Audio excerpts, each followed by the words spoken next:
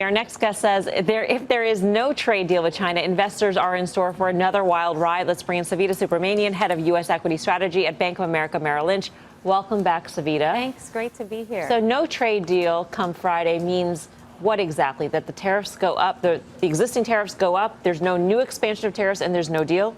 Right. Well, I mean, just a continued impasse, I think, would be a negative for the market. And I mean, it's interesting because if you look at what's actually priced into the market, so we looked at the multiples of the most exposed segments of the S&P 500 since last February when Trump really started talking about this. And every segment of the market that would be impacted by tariffs has seen pretty significant multiple compression, except for one area, which I think is my favorite short, is small caps. Small caps, everyone's hiding out in small caps because they're domestic. They're not going to see any friction from global trade issues. But the truth is smaller cap companies are even more tethered to global growth than large multinationals. So I think that that's the one area where we haven't seen a reaction. Now, in the event of no deal, in the event of more tariffs put into place, we think that the market could suffer a correction around the realms of 10%. The risk is if we see, the European economy, the U.S. economy thrown into more of a recessionary territory, that 10% could turn into 20% very easily. And if you look at recessions, the peak to trough earnings decline is on average about a 20% decline. So I think that's the number that we want to tether our expectations to. So no deal, a decline of 10%. And on Friday, what are you expecting? So I think we either get a deal quickly or we see a protracted period of brinkmanship. And I think that is what we've sort of lived through for the last year and a half. We kind of forgot about trade after the fourth quarter and everything was okay. I think that what this spells is continued multiple overhang. So the PE of the S&P hasn't really contracted that much since the beginning of last year. We could see another turn on multiples. And then I also think that, the real risk for the economy is that corporations are probably stalling any plans, right? I mean, if you look at CapEx, it's actually turned pretty negative over the last 6 months. And part of that might be because we just don't know what's going to happen. So as the longer this takes, I think the worse it is from an economic standpoint. Savita, we love your work, so I'm reading your notes. And one of your notes that stood out to me is that the Fed could hike in the face of better growth and that the market will actually like it. And the sense I got from the Fed last week was the market didn't like a Fed that wasn't giving them a rate That's cut. not cutting rates. Yeah. So how do you reconcile that?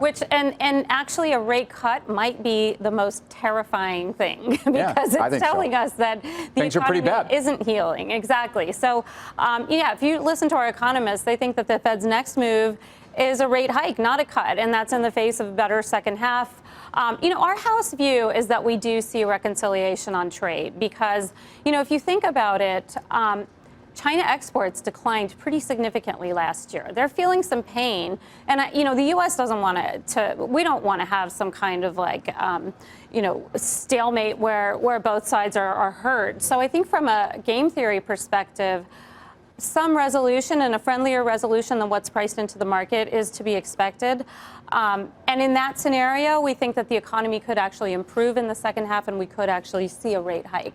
But I agree. I think a rate cut is not what we should want as equity investors. I don't know if that's the right. So, Savita, I agree with you on that we shouldn't want that. But the market wants that. So forget everything else. We've been wrong on that. The market wants the rate cut. By the market. Do you think Trump is playing this where he says, if I don't get the trade deal done, I get the rate cut? That's my backstop. So the markets throw a tantrum, then the Fed You don't reacts. get your 10%. It's an interesting way to get what you want. Yeah.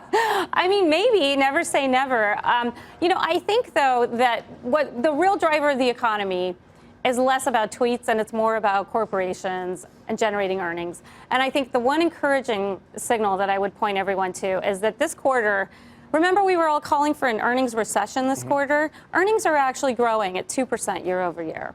So things are still okay. I don't think we're at those levels at which we really want to panic. But if that's what it takes, if we do need to see a 10% correction in order for policymakers to start panicking, maybe that's how the year plays out. But that earnings growth took place in an environment where everybody believed there would be a deal. And now we are in a place where a no deal situation, a protracted negotiation is on the table. So could we see that completely evaporate in the second quarter? It's a good question. I mean, I think from an earnings perspective, part of the reason that earnings were a low hurdle this quarter is that some analysts had actually started penciling in tariffs into 2019 earnings that haven't even been decided yet. So, there was upside risk for first quarter.